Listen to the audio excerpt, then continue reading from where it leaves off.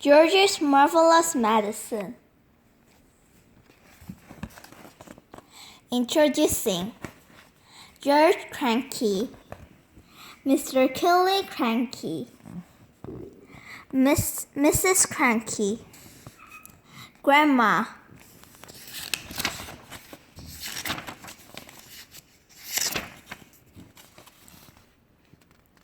Warning to the readers. Do not try to make George's Marvellous Medicine yourself at home. It could be dangerous. Grandma. I'm going shopping in the village, George said. George's mother said to George on Saturday morning. So be a good boy and don't get out to mischief. This was a silly thing to say to a small boy at any time. It immediately made him wonder what sort of mischief he could get up to. And don't forget to give Grandma her medicine at 11 o'clock, the mother said.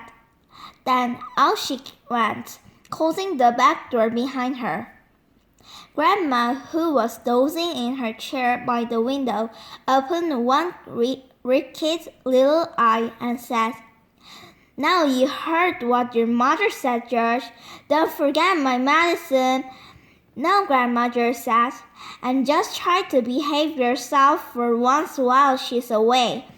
Yes, Grandma, George said. George was bored to tears. He didn't have a brother or a sister. His father was a farmer, and the farm they lived one was miles away from anywhere. So there were never any children to play with. He was tired of staring at pigs and hens and cows and sheep. He was especially tired of having to live in the same house as that grisly old grandson of a grandma. Looking after her all by himself was hardly the most exciting way to spend a Saturday morning. You can make me a nice cup of tea for a start, Grandma says to George. That's keep you out of mischief for a few minutes. Yes, Grandma, George said. George couldn't help disliking Grandma.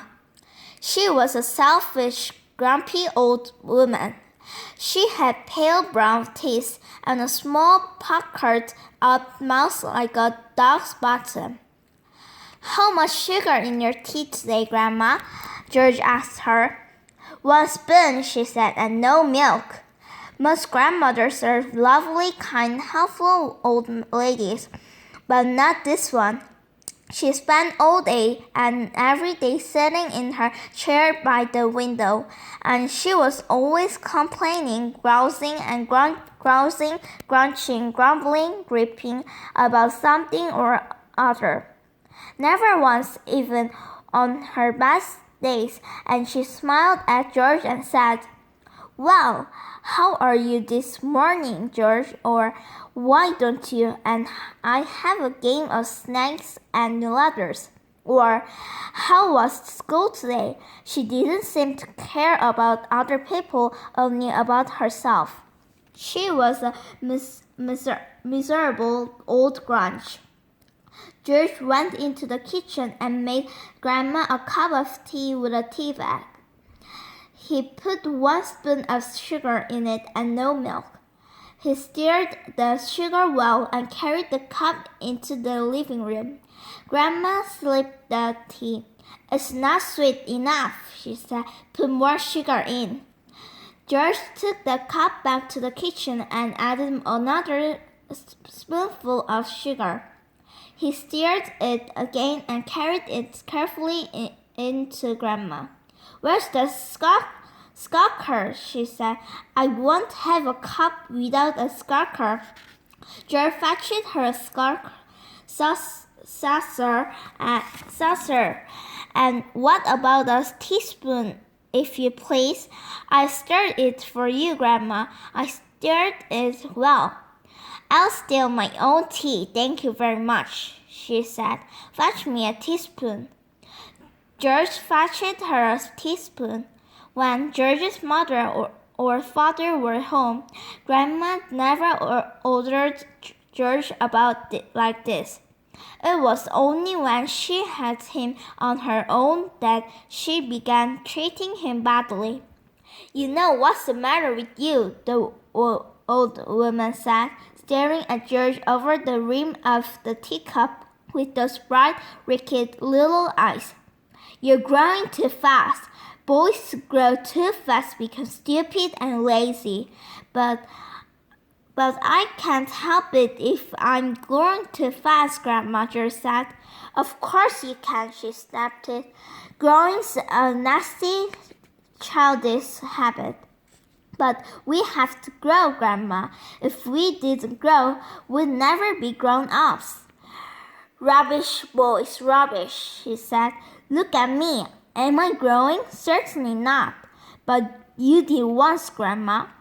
"Only very little," the old woman answered. "I gave up growing when I was extremely small, although with all the other nasty childish habits like laziness and disobedience and greed and sloppiness and untidiness and stupid. You haven't given up any of these things, have you?" "I'm still only a little boy, Grandma." "You're 8 years old," she snorted. "That's old enough to know better. If you don't stop growing soon, it'll be too late." "Too late for what, Grandma?" "It's ridiculous," she went on. "You're nearly as tall as me already." George took a good look at Grandma. She certainly was a very teeny person. Her legs were so short she had to have a footstool to put her feet on, and her head only came halfway up the back of the armchair.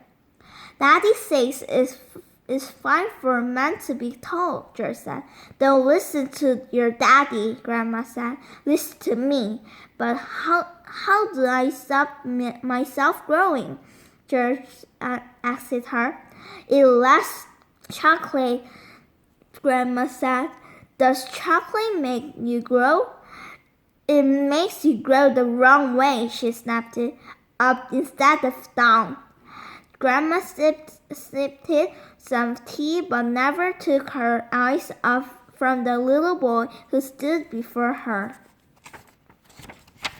"Never grow up," she said. "Always down." "Yes, Grandma, and stop eating chocolate. Eat cabbage instead." "Cabbage? Oh no, I don't like cabbage," George said. "It's not what you like or what you don't like," Grandma snapped it. "It's what's good for you that counts. From now on, you must eat cabbage 3 times a day, mountains of cabbage, and if it's got caterpillars in it, so much the better." "Oh," George said, "caterpillars give you brains," the old woman said. "Mommy washes them down the sink," George said. "Mommy's as stupid as you are," Grandma said. "Cabbage doesn't taste of anything without a few boiled caterpillars in it. Slugs, too." "Not slugs," George cried out. "I couldn't eat slugs. Whenever I see a live slug on a piece of lettuce," George said, Grandma said, "I gobble it up quick before it crawls away." "Delicious." She squeezed her lips together tight so that her mouth became a tiny wrinkled hole. "Delicious," she said again. "Worse than slugs and beetly bugs. You don't know what's good for you." "You're joking, Grandma." "I never joke," she said. "Beetles are perhaps best of all. They go crunch." "Grandma, that's beastly." The old hag grinned. showing those pale brown teeth. Sometimes, if you're lucky, she said, you get the beetle instead the stem of a stick of celery. That's what I like. Grandma, how could you? You find all sorts of nice things in sticks of raw celery, the old woman went on. Sometimes it's earwigs.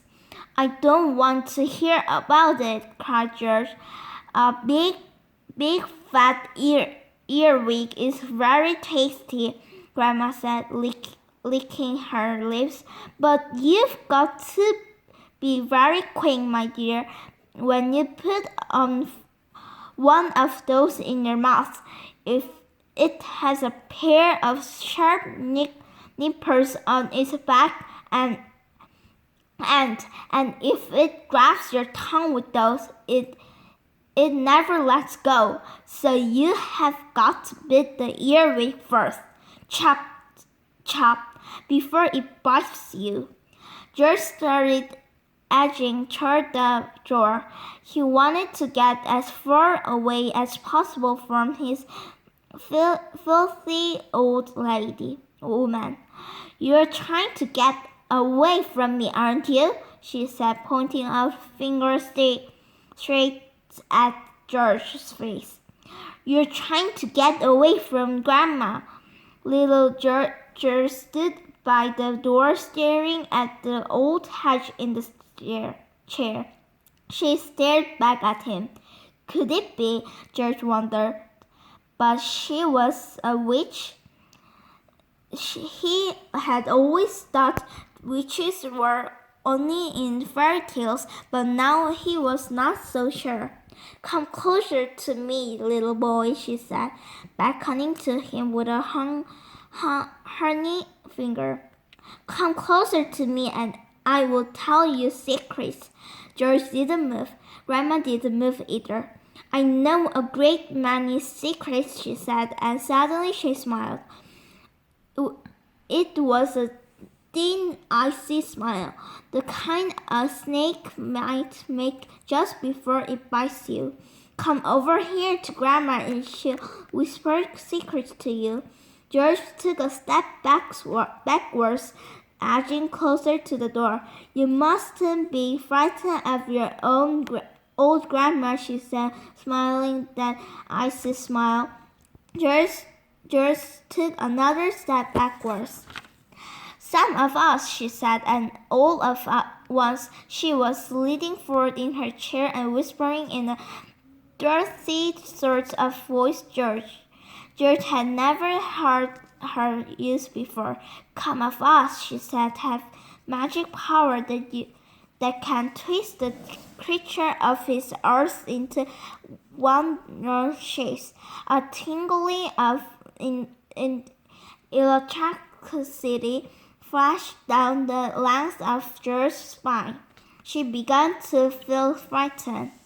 Some of us, the old woman went on, have fire on our tongue and sparks in our bellies and wizard dry in the tips of our fingers. Some of us know secrets that would make your hair stand straight up one end and your eyes popped out of their sockets.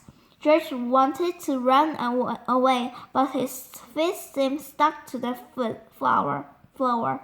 Why know how to make your nails drop off and teeth grow out of your fingers instead? George began to tremble. It was her face that frightened him most of all. The frosty smile, the brilliant, unblinking eyes. We know how to have you wake up in the morning with a long tail coming out from behind you. Grandma, she cried, stop! We know secrets, my dear, about dark places where dark things live and storm and slither all over each other. George made a drive for the door. It doesn't matter how far you run, her saying, "You won't ever get away." George ran into the kitchen, slamming the door behind him.